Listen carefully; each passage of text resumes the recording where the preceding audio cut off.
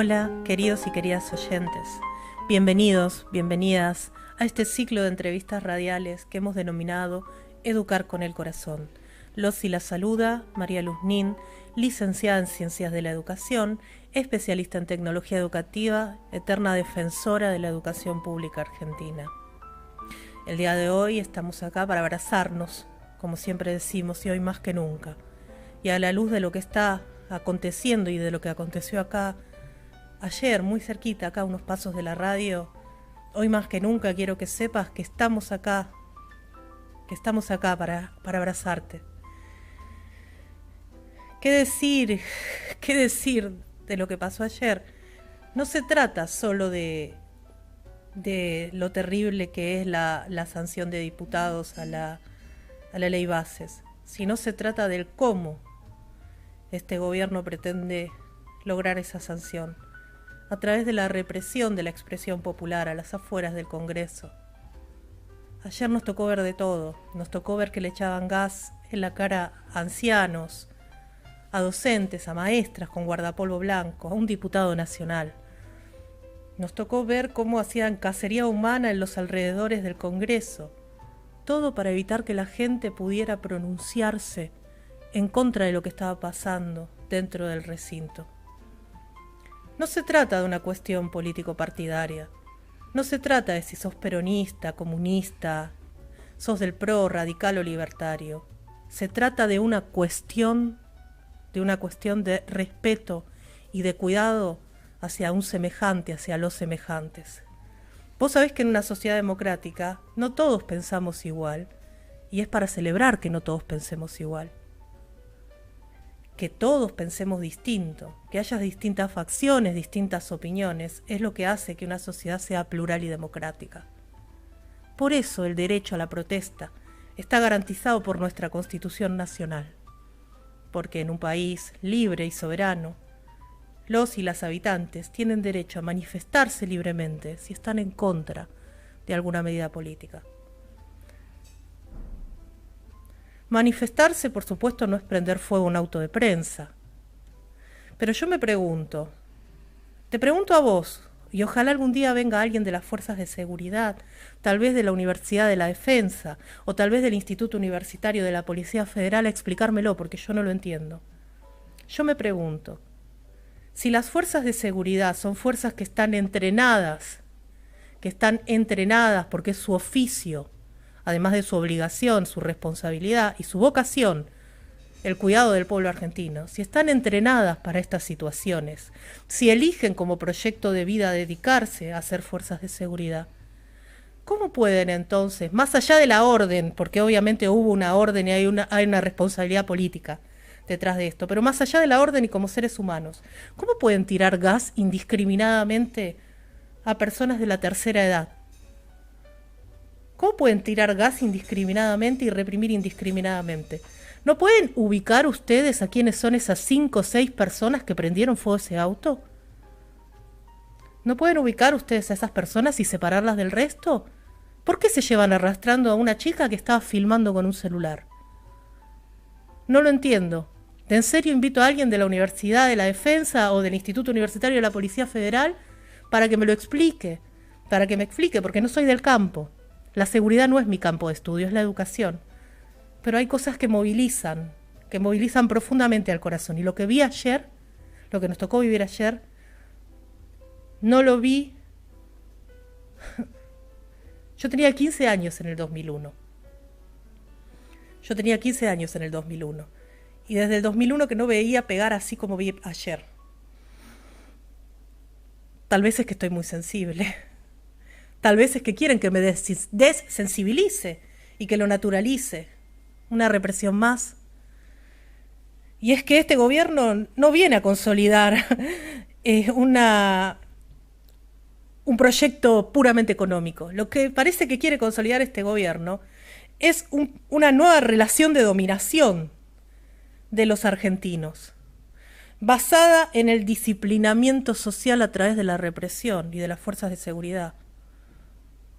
No, como educadora me duele. Como educadora a veces me toca trabajar con un adolescente que se enoja y que de repente te dice, profe, dejate de hinchar las pim. ¿Y sabés qué tengo que hacer como educadora cuando me pasa eso?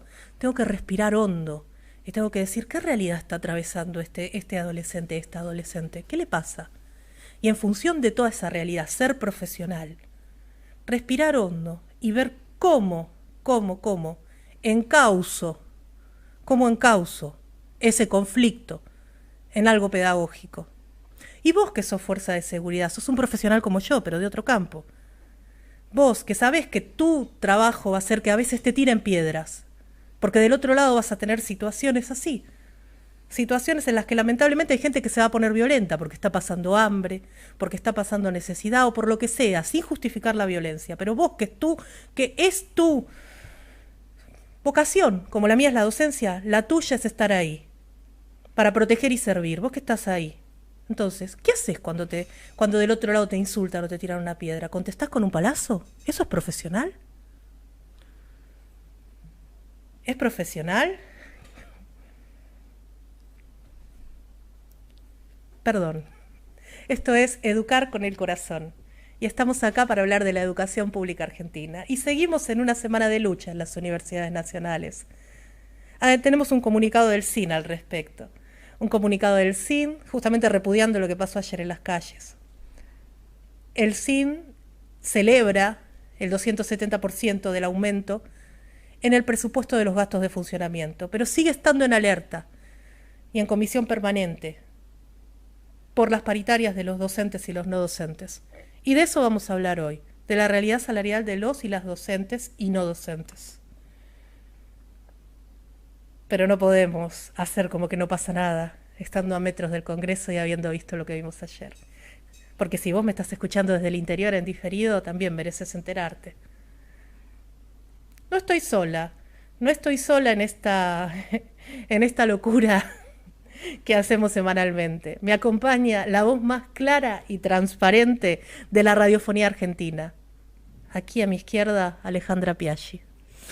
Gracias, Lucy. Me parece fantástico, ya hiciste una editorial para mí espectacular y muy sentida, por eso que es Educar con el Corazón. Y cuando te escuchaba, en un determinado momento, yo sabía que hoy estabas media pachucha y me dijiste, hoy voy a ir más que nunca. Y me parece que eso es lo que hay que rescatar y reflotar. La lucha está permanente. A veces uno trata de ser guerrero de la luz, justamente, hablando de ella, que es una guerrera de la luz, por algo tiene luz en su nombre, y me pareció fantástico que vengas con todo, con todas tus fuerzas, porque hay que ponerle el pecho, como cuando uno dice hay que ponerle el pecho a las balas. Bueno, hay que ponerle el pecho a esa represión, presión de presión que se genera y obviamente nuestro repudio. Agradecida de que estés acá, Luz, y que nos sigas iluminando a pesar de todo y con esta fuerza y con esta garra extraordinaria.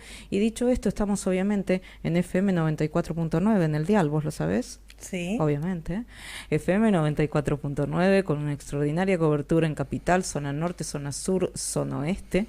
También tenemos www.fmradiocristal.com.ar que nos pueden escuchar, nos pueden ver, pueden ingresar a nuestro portal de noticias, pueden ingresar a nuestras redes. FM Radio Cristal 94.9 en Instagram, Twitter FM-Radio Cristal, Facebook Radio Cristal. Y si no, también tenés una hermosa posibilidad cuando vos lo decidas de ingresar a nuestro canal de YouTube, que a la noche están todos los programas. Radio Cristal 94.9 y lo podés ver cuando vos desees. La aplicación que también tenemos es FM Radio Cristal en un solo clic desde cualquier parte del mundo. Todos los celulares Android ingresan a Google Play y podés también bajar la aplicación. Como lo haces desde la plataforma, desde la aplicación, nos escuchan desde cualquier parte del mundo. La antena tiene un límite, que es su cobertura, pero la plataforma y la aplicación no tienen límites. Por eso que también estamos creando Cristal TV, que para julio será nuestro gran lanzamiento y tendremos un canal de televisión propio para nosotros y en definitiva a tu medida, porque quien termina eligiendo sos vos. Y ahora sí, mi querida María Luz, habíamos hablado que el CIN había dado unas palabras al respecto. Sí, al respecto de lo que pasó ayer hay un comunicado. Sí. Lo voy a leer textual, es breve. El Consejo Interuniversitario Nacional, SIN, a través de la Red Interuniversitaria de Derechos Humanos, manifiesta su extrema preocupación por los acontecimientos de violencia sucedidos en las inmediaciones del Congreso en el marco del tratamiento de la sesión del Honorable Senado de la Nación, del proyecto Ley de Bases. Nos produce tristeza y estupor revivir escenas de represión que repudiamos y constituyen un doloroso retroceso que intenta acallar voces disidentes. Reclamamos a las autoridades nacionales que se garanticen las condiciones básicas de tolerancia y de libre expresión y la posibilidad de manifestación que exige la convivencia democrática. Urge que la nación argentina recupere el camino del diálogo, el reconocimiento y la paz social. Este comunicado, 12 de junio del 2024. Bien. ¿Qué opinás, mi querida María Luz, al respecto? Creo que es, solo que he dicho mucho más bonito. Exacto. Lo que yo intenté transmitir también al principio, al inicio con mi editorial, ¿verdad? Que en un país democrático los caminos son el diálogo, como bien dice el SIN. El diálogo, el reconocimiento y la paz social, no la violencia, y que las fuerzas de seguridad son el órgano del Estado que está para garantizar la paz social. Por eso existen. Es el aparato del Estado que está para garantizar la paz social, no la violencia. Por eso digo, que venga alguien, por favor, que venga alguien del campo de la defensa a explicarme qué es lo que está pasando, porque yo no lo comprendo. Lo podría comprender en el marco de una dictadura, estaríamos hablando de otra cosa, pero en el marco de un gobierno democrático. ¿Cómo puede una ley antipiquetes, un proyecto de ley antipiquetes, no recuerdo cómo lo llaman, protocolo, sí, un protocolo antipiquete, terminar traduciéndose en los hechos en cosas tan aberrantes como lo que vivimos ayer? No lo entiendo. Coincido con lo que dice el SIM. Es una preocupación extrema. A mí me gustaría preguntarte también en relación a todo esto y en relación a la ley bases que salió ayer, ¿cómo está la situación universitaria? Porque a veces de parte del oficialismo están diciendo eso ya se arregló. No, no se arregló. Ojalá se hubiera arreglado. Pero no se arregló porque, como bien te decía antes y lo dice el comunicado anterior del SIN a sí hay un progreso y es de admitir y para celebrar, en tanto se están garantizando o se pretende garantizar los gastos de funcionamiento, una partida presupuestaria para eso. Pero la universidad no va a poder funcionar de todas formas si los salarios de los docentes y de los no docentes no son dignos. Con la inflación que hemos tenido en este primer semestre del año, verdaderamente que los salarios hayan estado congelados, no hubo paritarias. Bueno, pero mi invitada lo va a explicar, nuestra invitada lo va a explicar mejor que yo, ¿eh? Sí, cuando entremos en comunicación con ella, pero me gustaría un análisis tuyo en general. Análisis mío en general. Creo que la marcha universitaria fue muy grande, por suerte fue pacífica, no dio lugar a ningún infiltrado que prendiera fuego, nada. Y eso nos permitió también visibilizar el reclamo de manera seria y gracias a eso se pudo lograr garantizar los gastos de funcionamiento. Bien. Pero los salarios de los docentes y los no docentes no son una cuestión menor. Como decía una profesora mía de María Teresa Sirven, no es moco de pavo. Claro. No es moco de pavo los salarios, porque los docentes somos trabajadores, los no docentes son trabajadores. Y si elegimos vivir de este oficio que es la docencia, necesitamos salarios dignos que acompañen. Si no, lo que naturalmente ocurre es que el profesor, la profesora, tome empleos en el sector privado. Claro. Quien da clases de arquitectura, pero no está ganando acorde para poder subsistir, probablemente va a ir al sector privado a dedicarse a ser arquitecto, ejercer en una obra. O quien da clase de abogacía, volverá al sector privado. No se dedicará a la docencia. Bien, ahora sí, ya estamos en comunicación con ella, que es secretaria de Organización, Prensa y Difusión de Anduna, consejera directiva de FATUN, Federación Argentina de Trabajadores No Docentes. Estamos hablando de quién, María Luz. de Roxana. Hola Roxana, ¿cómo estás? Hola Luz, hola chicos, ¿cómo están? Buenas tardes. Hola Roxana, aquí estamos, Alejandra Piaggi, María Luz, como para lo primero que podemos decir, y más con tu conocimiento, que yo he tenido el placer de entrevistarte en otro momento, decirte qué pasa con lo que pasa, Roxana. Hola Ale, ahora sí, hola Luz. Bueno, buenas tardes a todos en principio. Gracias por el contacto. La verdad es que estamos ante una situación, nada, coyuntural compleja, que nos preocupa a todos y todos los que somos parte de lo que es la comunidad universitaria en general y el sistema universitario. Ahí escuchamos un poco a Luz en la introducción y claro está, digo, que todos compartimos la línea de que no hay educación pública de calidad sin salarios dignos. Sabemos que el sistema universitario desde que empezó el año viene como ejecutando un plan de lucha, digo, todos conocemos el contexto a partir de los índices inflacionarios y sabemos que los servicios de cuestiones básicas y mínimas que se requieren para sostener lo que es una universidad han aumentado, como los alimentos en lo más básico, digo, como todo en general, por lo cual se viene gestando un plan de lucha para sostener, digo, la educación de calidad desde principio de año. En nuestro caso, como no docentes, digo, nos hemos repensado un poco, por lo cual lo que se definió fue consolidar o construir desde un principio un frente sindical que involucre a todos los sectores, digo, en el marco de lo que ya se venía dando en las universidades en general, que es esto de construir comunidad, digo, involucrarnos con todos los actores, ya sean estudiantes, graduados, docentes y no docentes. En este marco, digo, las paritarias nacionales, tanto de docentes como no docentes, se vienen llevando adelante de forma conjunta, por lo cual, digo, ahí es un mundo bastante diverso, Claro. todos coincidimos en que nos reconocemos como trabajadores tal cual, pero sí los docentes manejan 6 federaciones a nivel nacional. En nuestro caso, nosotros somos una única federación y eso nos permite a nosotros tener un nivel de discusión un poco más clarificado y unificado, digo, más allá de que las realidades son diversas, porque las universidades son diversas. Así que en esta línea venimos gestando un plan de lucha, digo, que supongo que todos conocen, digo, ayer y antes de ayer tuvimos que resolver lo que fue un paro de 48 horas, Sí. visto que no hay una respuesta positiva de cara a la pérdida de poder adquisitivo del salario, por lo menos no docente.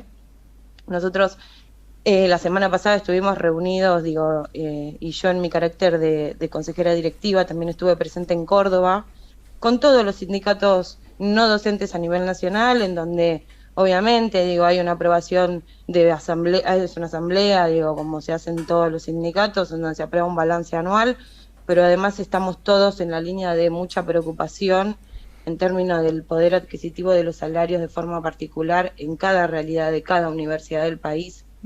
Digo, esto nos tiene a todos como muy preocupados, digo, por lo menos en un principio, mientras se iba desarrollando el Congreso, sabíamos que ese era un punto álgido, digo, de repensar lo que veníamos llevando adelante como plan de lucha, por lo cual la FATUN definió el paro de ayer y antes de ayer en un principio.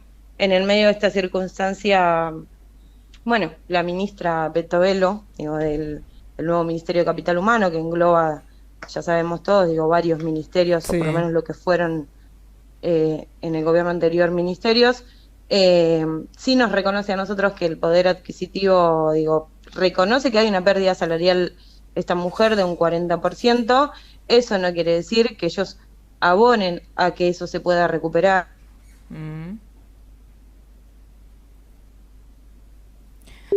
Debe Se estar cortó. reconectando, no hay problema. Debe estar reconectando, cualquier cosa seguramente ya vamos a continuar. Ahí sí reconectó en un momento, seguro que te ingresó una llamada. Continúa, aparte estás con, como se dice en el interior, con un embale y con una pasión enorme. Ustedes igual cualquier cosa me frenan, porque a mí, digo, intento ser clara, pero... No, son muy Roxana, claras. te hago una pregunta. ¿Es Telefónica. verdad que los no docentes, las categorías más bajas del convenio colectivo de trabajo, han quedado algunos por debajo de la línea de pobreza?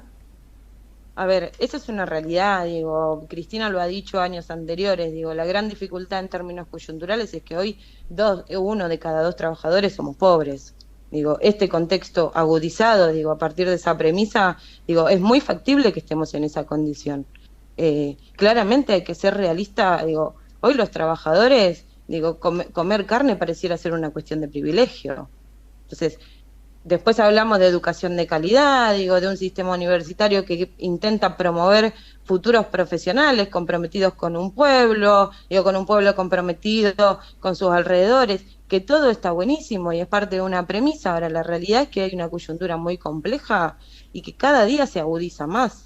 Digo, hoy ¿Cómo lo están viviendo salariales... ustedes en el claustro no docente? Yo lo único que quiero decir en todo esto, Sí. pero nada más que esto, porque me parece importante, porque eso ya tiene que ver más con mi parte periodística, en donde hay que tener responsabilidades, porque este paro de 48 horas, muy pocos se enteraron, muy pocos lo dieron a la luz, ya sea medios oficialistas como opositores. No teníamos ni idea. Y yo tuve la posibilidad de hablar con 2 universidades y uno de ellos, los dos, ¿no? Pero uno de ellos me dice, no, Ale, estamos de paro, vos estás diciendo, conjuntamente con María Luz, los motivos, pero la verdad que no salió en casi ningún medio y tampoco en ningún medio periodístico de portales informativos.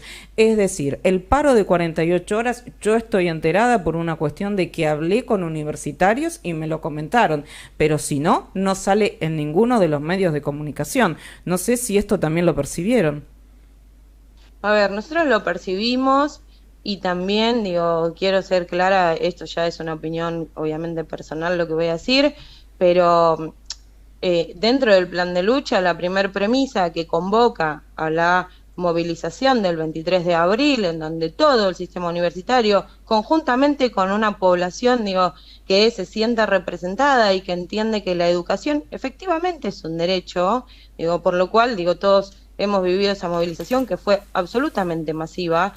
En ese momento particular, digo, no solo se reclamaba la cuestión salarial, sino que además se reclamaba un porcentual del 270% del presupuesto universitario que era para cubrir gastos de funcionamiento, en donde ahí se viralizó toda la situación del sistema universitario, porque esto hay que decirlo y es una realidad, la que muchas veces es mucho más convocante que cualquier otra universidad es la UBA, por su historia, por su recorrido, por su ubicación geográfica, digo, cada cual entenderá por qué motivo, pero a lo que quiero decir es que la UBA, cuando asume estar en igualdad de condiciones de lucha que el resto del sistema, digo, incluso fue masivo también, que cuando se resuelve que se transfieran los fondos para cubrir este tipo de cuestiones en las universidades, a la primera que se le transfieren los fondos es a la UBA, dejando al resto de las universidades en espera.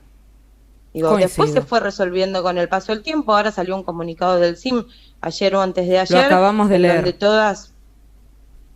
¿Cómo? Perdón, no escuché. Que lo acabamos de leer, Roxana. No, pero en realidad el que leímos fue el de ayer, que de ayer repudia la represión. Sí. Vos estás refiriéndote al de antes de ayer, ¿verdad, Roxana? Al de antes de ayer, que ellos, claro, acompañan la lucha salarial de los trabajadores del sistema universitario, pero reconocen que ya recibieron los fondos para cubrir todo lo que tenían pendiente. Ahora bien, digo, claramente acá hay intencionalidades políticas, digo, hay una cuestión sectorial también dentro del sistema que hace que en donde la UBA se para, digo, los conflictos se visibilizan más, digo, o por ahí desde otro lugar o de otra manera, y está buenísimo. Ahora, desde mi rol y desde mi lugar, digo, también en esto quiero ser clara, digo, no hay que ser parte de lo que a veces se impulsa desde el sector de quienes gobiernan hoy, digo, porque no es una cuestión de pobres contra pobres. Yo no quiero discutir con trabajadores de la UBA, digo. Yo quiero discutir lo que de verdad nos merecemos como pueblo, digo, que es una educación universitaria de calidad, con trabajadores asalariados, con dignidad y con todo lo que eso conlleva. Bien. Digo, no, paréntesis, Roxana, te cuento que nosotras en algún programa anterior, no recuerdo exactamente cuál, tuvimos entrevistado a Ricardo Manetti, que es decano de la Facultad de Filosofía y Letras de la UBA, y él lo que dejó transparentar a través de su discurso, en el que nos pudo contar en primera persona cómo fue su participación y de otros decanos en el marco de la sesión del Consejo Superior donde se decidió levantar la emergencia presupuestaria, por esto que vos decís, que primero el 270% de aumento se dio a la UBA, y después a las otras universidades, como marca el signo antes de ayer, que ya les llegó, les está llegando, lo que nos comentó Manetti es que los y las trabajadoras de la Universidad de Buenos Aires también están precarizados. Sí. Porque también Sí, existe claro. como un mito de que tal vez en la UBA se vive mejor porque es la UBA, y no. Lejos de eso, No. los y las trabajadoras también están precarizados. En un programa anterior tuvimos a una no docente que Sí. trabaja en el Hospital de Clínicas, Sí. o sea, compañera de claustro tuya Que también. vino al piso. Vino al piso de la FATUN, ella también estuvo en APUA un tiempo, y ahora ya no.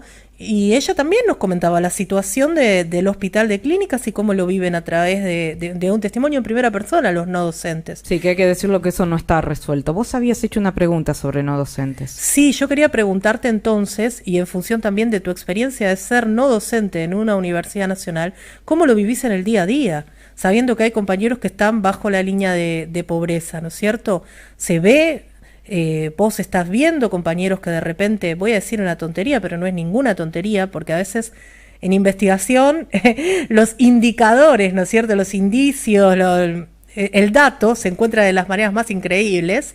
¿Vos ves, por ejemplo, compañeros que no pueden llevar comida o no se compran nada en el almuerzo? Y percibís Sí, claro. que de repente pueden estar pasando necesidades de decir, no almuerzo más, solamente ceno cuando llego a casa. Bueno, yo digo, y en esto, digo, por ahí siendo compañera no docente de luz en la praxis, por ser de parte de la UNDAV, a nosotros, digo, yo por lo menos en mi rol de trabajadora, además de mi responsabilidad sindical, digo, tanto con Anduna como con Fatum, yo en mi rol de trabajo, digo, me vinculo con mis compañeros no docentes en mi cotidianidad todos los días. Esto en primera persona, digo, arrancamos el año nosotros post receso febrero, primer reunión de trabajo fue, más allá de que esto, digo, es un trabajo y uno tiene una relación contractual y además de toda esa cuestión, digo, que es una cuestión de praxis cotidiana, nosotros trabajamos mucho a partir de nuestros valores, nuestros principios y nos consideramos un poco también una gran familia. Para mí, desde mi lugar, o por lo menos lo que yo sí trato de trabajar mucho, es el respeto hacia el otro de forma permanente. Digo, cuando decimos real que la patria es el otro, digo, eso hay que hacerlo praxis, no es solo una cuestión de eslogan, hay que laburarlo todos los días, y desde mi lugar sí lo que yo por lo menos intento hacer con mis compañeros y compañeras es, loco, es momento para prestar atención, acá nadie deja de comer porque no tiene hambre, digo, sino más bien siendo adulto y responsable, muchas veces los compañeros, las compañeras no te van a decir no, hoy no como porque no tengo ganas de comer, digo, sino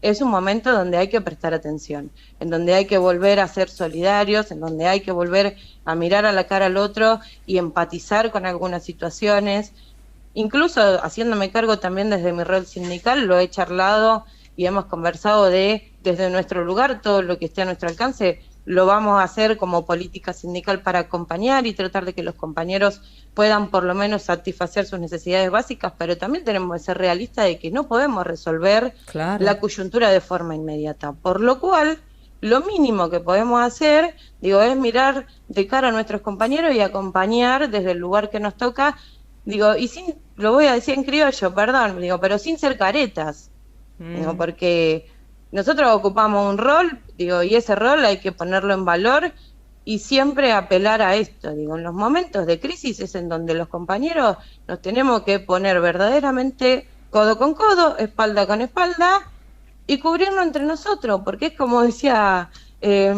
Martín Fierro, si no nos devoran los de afuera, viste que en definitiva somos todos también medios hermanos. Roxana, claro, entonces, entonces confirmás que efectivamente podría haber algunos indicios de que haya gente que de trabajadores que no están llegando a tener 2 comidas al día. Y coincide pero con esto claro de que están... que sí, Luz, claro. O sea, claro que no, sí. bueno, pero te lo pregunto para que me lo digas vos. Lo digo y lo confirma, digo, con mucha certeza y realidad. Los compañeros individualmente tienen una organización de vida, Claro. son su sostén de familia y no pueden prever los gastos que hoy están como insumos básicos. Nosotros hablamos de canasta básica y de trabajadores pobres pisando la indigencia. Y eso hay que decirlo, claro que hay que decirlo.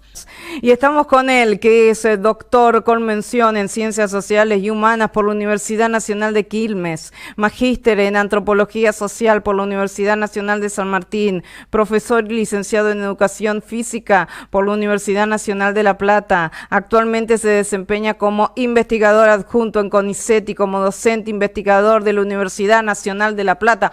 Pero qué lujo tenerlo. Estamos en comunicación con el gran Alejo Levorati. Hola Alejo, ¿cómo estás? Buenas tardes, ¿cómo te va? Hola, buenas tardes, ¿cómo están? Todo muy bien, por suerte. Muy Gracias bien. por... No, por favor, el placer es nuestro. Ahora te va a dar la bienvenida también Luz y te va a hacer la primera de las preguntas. Luz. Hola Alejo, ¿cómo estás? Hola, Luz, todo bien. Qué alegría tenerte. Queremos que nos traigas, que nos ilumines, nos traigas luz respecto de la importancia y el rol de la actividad física, de la educación física, en nuestro sistema educativo. Porque viste que es un espacio curricular que parece un poco rezagado a veces, ¿no? Sí. La educación física. Pero en realidad, vos nos vas a traer luz al respecto. ¿Te parece? ¿Nos contás? Vamos a tratar. Vamos, Alejo.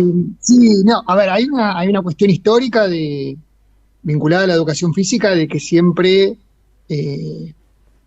tuvo un lugar marginal dentro o en diálogo con otras disciplinas.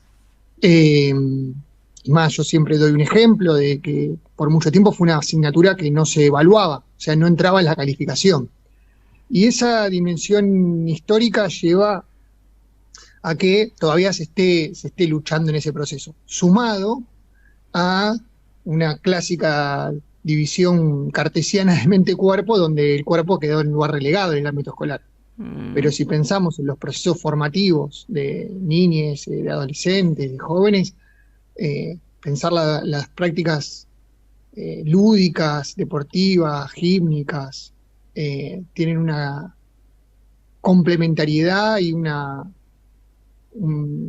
centralidad para la formación de la persona. O sea, pensar la dimensión integral, pero también para la construcción de lazos de sociabilidad entre los chicos, las construcciones y las representaciones sobre sus propios cuerpos. O sea, es muy relevante pensar la educación física dentro del ámbito escolar.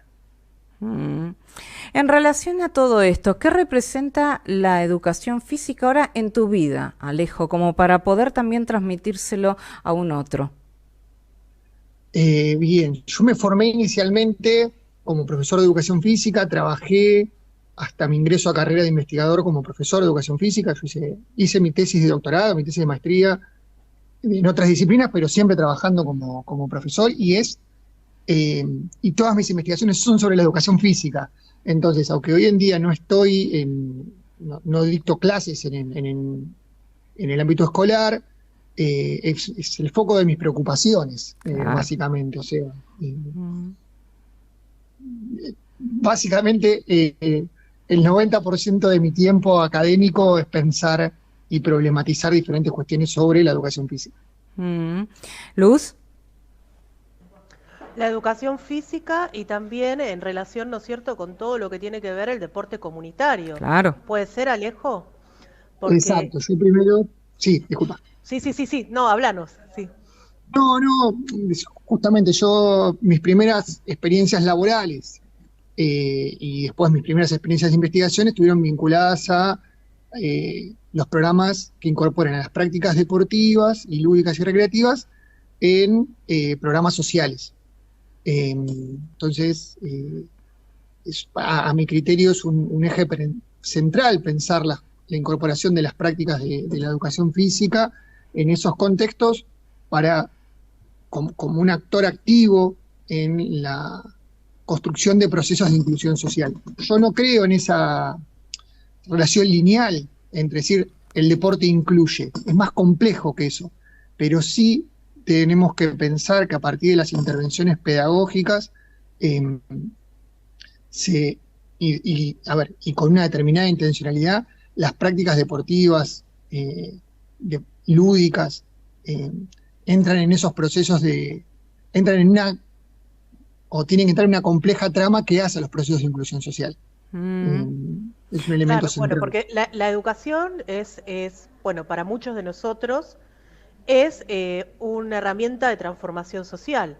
Y a este respecto, la educación física no es mucho menos que una herramienta de transformación social. Pienso en los clubes de barrio, estos espacios tan importantes para muchos de nosotros en nuestras infancias, que eran espacios de socialización en donde se tejían redes comunitarias, y que bueno, que estaban atravesados justamente por el deporte, la actividad física y la educación física y la educación en un deporte. Sí, vos sabés que yo estaba pensando lo mismo, Luz, estaba pensando en los clubes de barrio y que a veces los clubes de barrio son el segundo hogar en muchos casos y en otros casos ya ha pasado a ser el primer hogar de muchos chicos que lamentablemente están en una situación muy pero muy difícil en donde su vida también pasa a ser el club de barrio y en el club de barrio pasa a ser el comedor, el club de barrio pasa a ser una parte educativa, el club de barrio pasa a ser una contención. Entonces me parecía sumamente importante esta labor, porque aparte hay una frase que se utiliza mucho: cuerpo sano, mente sana, pero hay que ejecutarlo en la vida también. ¿Es así, Alejo? Sí, a ver, pensemos lo siguiente, el modelo que tenemos nosotros de clubes como asociación civil sin fin de lucro, es decir, que el club son de los socios, es un modelo único en el mundo. Y eso permite que el club para nosotros tenga todas esas funciones. ¿En qué se basa ese modelo, Alejo? Disculpame que te interrumpa, pero me parece importante. La génesis es el modelo de club inglés. Bien. Los primeros clubes ingleses que se replica. Hoy en día los clubes en Inglaterra son asociaciones exacto. privadas. No. Pero digo, en la Argentina, el 89%, según el censo de clubes del año 2021, son asociaciones civiles sin fines de lucro. ¿Esto por qué es relevante? Porque los clubes, primero, son un espacio de construcción de identidad local. Claro. Son un espacio de construcción de lazos de sociabilidad. Imaginémonos, los clubes fueron las únicas instituciones en la Argentina que durante las dictaduras militares mantuvieron la práctica del ejercicio democrático. Exacto. Es decir, que las personas eligen a quienes conducen las instituciones. Entonces, el club en la vida social nuestra tiene una centralidad. Digo, y sumado, podemos agregar el hecho de que la estructura del desarrollo deportivo de la Argentina está anclada en los clubes. Digo, como espacio de formación inicial y de promoción de las prácticas. Sí. Entonces, eso lleva también en este contexto, que también muchas veces es discutido ese modelo, a revalorizarlo, porque muchas veces naturalizamos esta cuestión o este lugar de los clubes, y me parece que es para reivindicar y para defender. Exactamente, ¿no? Exactamente. Luz. Y estaba pensando también en esto de reivindicar y defender, reivindicar un poco la formación de los profesores y profesoras de educación física. En tanto, son trayectos que también nuestro segundo invitado lo va a contar, porque es docente de una carrera de educación física, son trayectos que ya requieren formación universitaria, ¿verdad? Parece, a veces desde el sentido común pienso, ¿no? Nosotros decimos, bueno, el profe de educación física, ¿qué es? Te hace correr, tiene que saber las reglas del handball. No. Es educación física, es un campo dentro de las ciencias de la educación y es un campo complejo y atravesado por múltiples disciplinas, como son la sociología del deporte, como tiene que ver con el desarrollo motor. Bueno, Alejo, vos nos vas a poder contar mejor un poco al respecto de esto porque sos docente de una maestría en educación física, ni más ni menos. ¿Cómo nace esta maestría, Alejo? La maestría de la Universidad de Avellaneda, que es la primera maestría virtual, surge casi con la creación de la carrera. Dentro de la UNDAP está la licenciatura en actividad física en Avellaneda. Además, tenemos la formación en educación física tiene una estructura que hoy tiene instituciones superiores de formación docente y universidades públicas y privadas, ¿no?, que tienen la carrera. Pero las carreras, en todos los casos, son de 4 años, 4 o 5 años, y en las últimas décadas, desde fines de los 90 y principios de los 2000, la educación física ha transitado un proceso de institucionalización en el ámbito académico. Ha desarrollado sus ciclos de licenciatura, que fueron muy importantes para aquellos profesores que habían transitado los institutos, y ha desarrollado las maestrías, lo cual hace pensar a la disciplina no solamente con un rol de, por así decirlo, ejecutar en el ámbito escolar, sino también de pensar, problematizar sus prácticas, construir conocimiento. Entonces, la educación está transitando ese proceso de construcción de una serie de saberes académicos. Hasta hoy en día no hay doctorados en educación física en la Argentina, sí, ejemplo hay en Brasil, pero hoy en día es una disciplina que está y estuvo transitando esos procesos.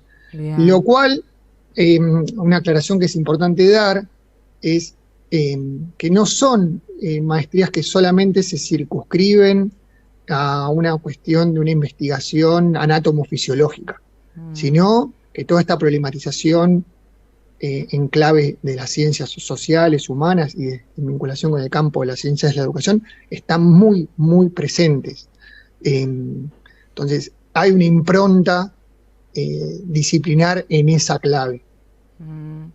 Alejo, te quiero preguntar, porque también has estado en el CONICET, ¿qué pasa con lo que pasa en el CONICET? Es una situación muy, muy compleja hoy en día. Es compleja en varios aspectos, en el sentido de, nosotros, ejemplo, hay personal que ha ganado su concurso para ingreso, un concurso de ingreso para CONICET implica una serie de muchos pasos previos para poder postularse, ejemplo, mínimamente tener un título de doctor, publicar en revistas internacionales. Ha transitado un proceso de evaluación de todas sus publicaciones, de su plan de trabajo, o sea, es un proceso muy arduo y al día de hoy no está designada. Hay una reducción sustancial de los becarios doctorales, o sea, las personas que están haciendo los primeros pasos para entrar en la carrera académica, por así decirlo, se han finalizado sus carreras, se ha reducido sustancialmente, y además las líneas de financiamiento de los proyectos, porque uno cuando hace una investigación no es solamente recibir la remuneración, ¿no? Claro. Es tener condiciones para poder hacer, la gran mayoría de ellos están subejecutados. La situación, la verdad, que es una gran incertidumbre, porque uno cuando trabaja haciendo producciones científicas, tiene que trabajar con un grado de previsibilidad y a largo plazo. Claro. Y también, yo soy investigador adjunto, nosotros somos evaluados bianualmente. O sea, yo para publicar, para dar un ejemplo, un artículo en una revista extranjera, no es algo que hago además de la investigación y de publicarlo, hay procesos editoriales. Entonces, hay muchos pasos que al no tener previsibilidad de lo que está pasando, trunca los procesos, sumado también a la construcción de redes con otras instituciones. O sea, por eso digo, lo salarial es un problema grave, ¿no? Pero también hay otras condiciones que hacen que el desarrollo normal de la actividad académica que uno transita sea más complejo.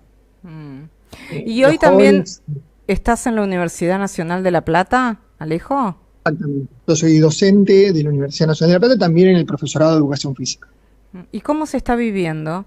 Porque vamos a decir algo, las universidades nacionales están teniendo también una dificultad muy grande, ya lo hablamos aquí con Luz al respecto, hubo una marcha universitaria y parece que la situación, se dice para los medios, que está arreglada por cierta emergencia que quitó en su momento la UBA, pero está muy lejos de la realidad. ¿Cómo se está viviendo, Alejo? Mira, justamente hoy estamos finalizando unas 3 jornadas de visibilización de la problemática. Es decir, no fueron 3 jornadas de paro, no se hicieron paros, sino se hicieron una comunicación a la comunidad en general sobre la situación de las universidades. Se hicieron clases públicas y, ejemplo de La Plata, ahora a las 18 horas va a haber una mancha de antorchas al rectorado. O sea, no hubo suspensión de actividades, pero es una visibilización de las condiciones. En el caso de universitario en general, porque la paritaria docente universitaria es nacional, o sea, no es de cada universidad, hoy en día se estipula que el salario se ha perdido un 50% del poder adquisitivo. Entonces la situación es muy, muy grave.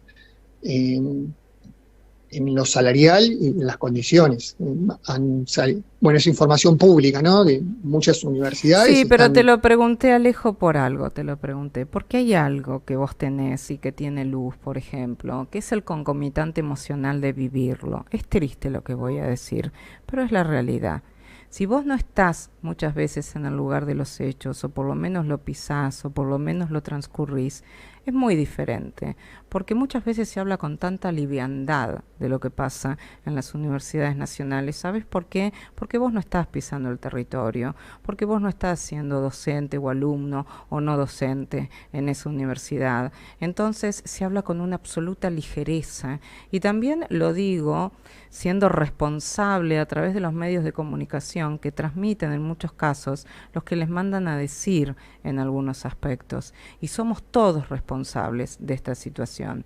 La marcha universitaria fue ensordecedora, pero no fue únicamente de la UBA, marchó un país, fue federal y fue ensordecedora. Yo salí de la radio y nunca me pasó a encontrar tanta gente en la calle, y veían que eran de las universidades del conurbano y demás.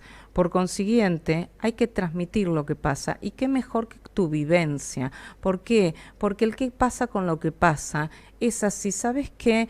Yo muchas veces digo en otro programa, todos somos electrodependientes. Es tristísimo lo que te voy a decir, pero hasta que no vivís una electrodependencia, o un familiar con una electrodependencia, o un amigo, o uno mismo, no tomás el valor ni la magnitud de lo que significa.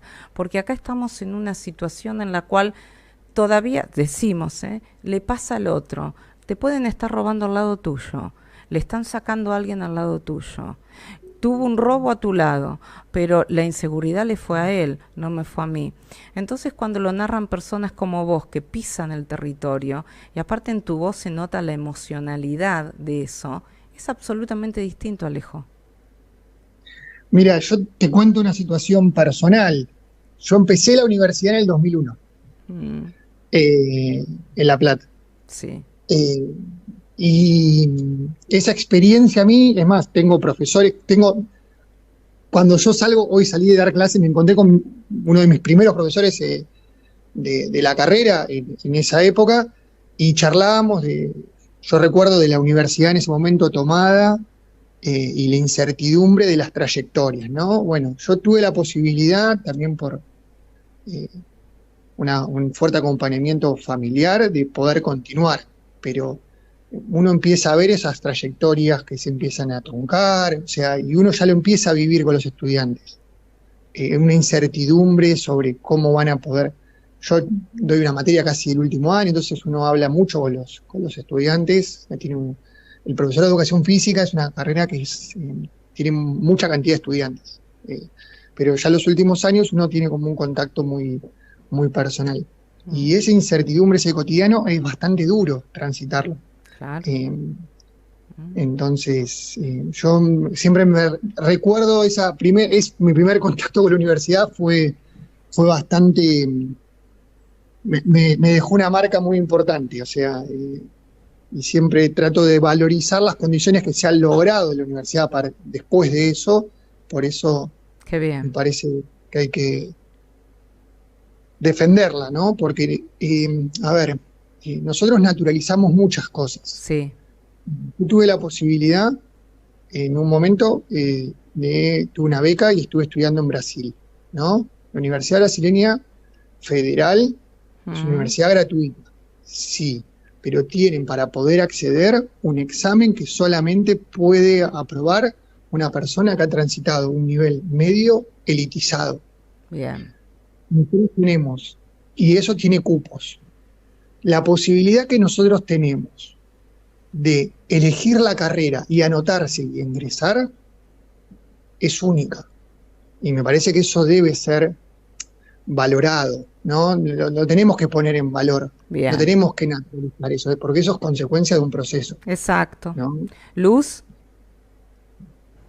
Sí, estaba pensando, ¿no es cierto?, esto que decía Alejo, de los circuitos educativos y las trayectorias truncadas por el contexto, trayectorias de gente que quiere estudiar, que quiere tener una carrera, que decidió, en este caso, que la educación física es su proyecto de vida y se le trunca. Y también estaba pensando en lo que decían ustedes antes de los investigadores, ¿verdad? El CONICET, también trayectorias de gente que quiere generar nuevo conocimiento en un campo y que también están siendo truncadas por el contexto. Y a este respecto, también destacar que Alejo también es formador de investigadores, en tanto es profesor de posgrado y ni más ni menos que profesor de metodología de la investigación.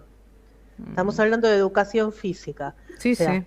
Impensado para mucha gente, perdón que destaco todo el tiempo esto, pero impensado para mucha gente vincular al profe de educación física con una clase de metodología de la investigación científica. Así es. Y sin embargo acá está, es Alejo quien forma investigadores en posgrado, ¿verdad? Entonces, nada, ¿querés contarnos un poquito de eso también, Alejo, como para cerrar el tema de la formación en investigación? Vamos con eso, y Alejo, la particularidad y cerramos. del campo. Dale, sí, me encanta. Sí, nosotros en la Universidad de Bellavista tenemos un trabajo que es muy, muy interesante, vinculado a pensar la formación en investigación, pero vinculada con el ejercicio profesional. Es decir, pensar o dar herramientas para que en el caso de la maestría, que profesores de educación física, licenciados de educación física, puedan promover una reflexión crítica sobre sus prácticas, pero con herramientas que le den sistematicidad en el trabajo en términos metodológicos, que implica un trabajo con fuentes o empírico, y un trabajo teórico. Entonces, la idea naturalizada de la educación física más vinculada a la mera ejecución, ¿no? Un poco que yo la desentierro, ¿no? Porque todo el trabajo que no hago yo solo, somos muchos profesores los que trabajamos en la universidad, formando a los magíster, va en esa clave, ¿no? De poder dar herramientas para poder problematizar sus prácticas, relativizar buena parte de algunos modos de hacer y percibir, y encontrar modos de analizarlo en base a categorías teóricas. Entonces, es un proceso que a mí me apasiona, ¿no? Pero es muy interesante, y la verdad que con los estudiantes se trabaja muy, muy bien. Alejo, ¿te puedo decir algo? Ha sido un placer tenerte, maestro, profesor de la educación, no únicamente física, ni de todas las licenciaturas, ni de todos los doctorados del mundo, de la educación con el corazón. Muchísimas gracias, Alejo. Ha sido un gusto tan grande tenerte. Abrazo inmenso. Muchas gracias por la invitación y quedo a disposición. Gracias, corazón. Te despide también Luz. Gracias, Alejo. Un beso grande. Otro, y quedo atento a sus comunicaciones. Abrazo, mi vida, gracias por todo.